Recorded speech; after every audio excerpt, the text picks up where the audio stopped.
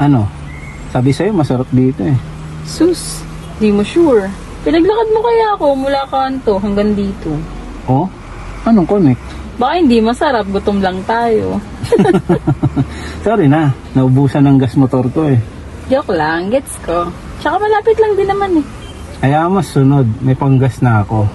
Hindi ka na maglalakad mula kanto. Alam mo kung saan? Kalukuhan mo na naman. Alam mo nga kung saan na. Saan? Tara.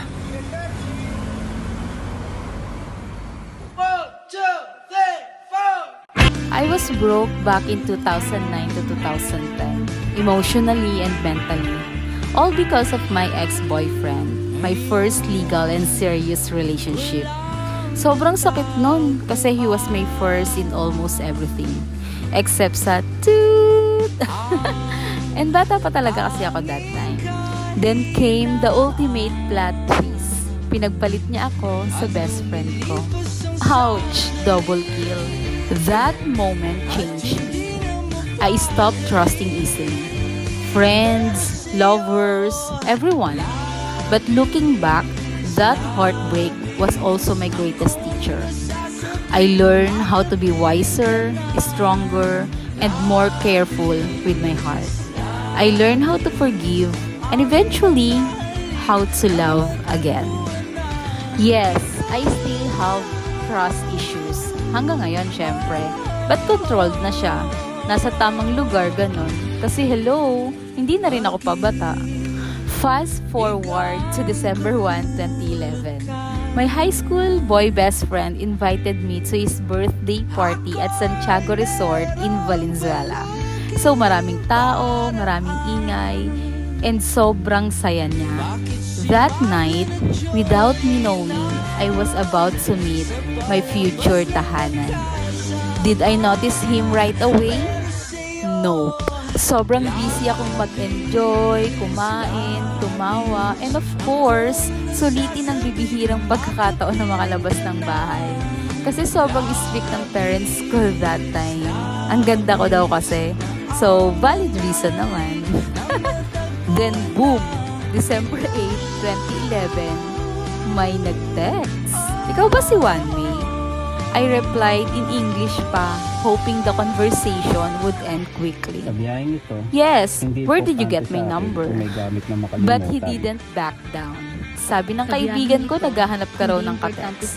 At that moment, alam ko na agad kung sino ang Sa mastermind. biyaheng ito, Wala naman ako baka ibang hindi tayo sinabihan na naghahanap ako ng jojowain Kahit sa or biyahe katext nito, lang hanggang Pasko. Pasensya ang po. Ayoko pa kasi ng commitment noon.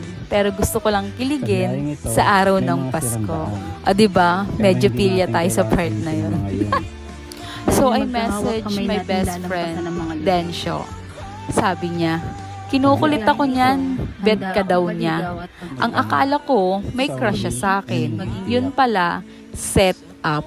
Yes, sinet up kami ng kaibigan namin. Sabi niya sa akin, may crush daw sa akin si Francis. At sinabi naman niya kay Francis na may crush ako sa kanya. Best friend things, o diba, kalokohan talaga. Fast forward ulit. We started texting on December 8, 2011. By December 13, 2011, kami na. Dito na nagsimula ang lahat. Kung may isang linggong pag-ibig, sa amin, 5 araw lang. But those 5 days changed my life forever. From that moment on, he slowly became my safe place, my peace, and my tahanan. In 2017, I got pregnant. In 2024, we finally exchanged vows. Between those years were struggles, tears, doubts, and especially financial challenges. May mga panahong akala ko hanggang dito na lang. But when Power Up came and supported us in every way, everything shifted. Slowly, doors open, hope returned, life changed. Of course, credits to my family who were always there for me, especially Ate Liway, my one call away sister/brother na laging handang tumulong, magpautang, umintindi, kahit minsan okay or madalas hindi na nababayaran. Now, we are living a life that once felt impossible. A dream I used to pray for quietly before I slept. A life filled with love, growth, and two healthy, smart, and brave kids. What we have is a love story I will always be proud of. Once a prayer, now my reality. And I know in my heart how lucky I am to have this man by my side. So today, I just want to say, Han, salamat sa pananatili. Salamat sa hindi pagsuko kahit sobrang hirap na.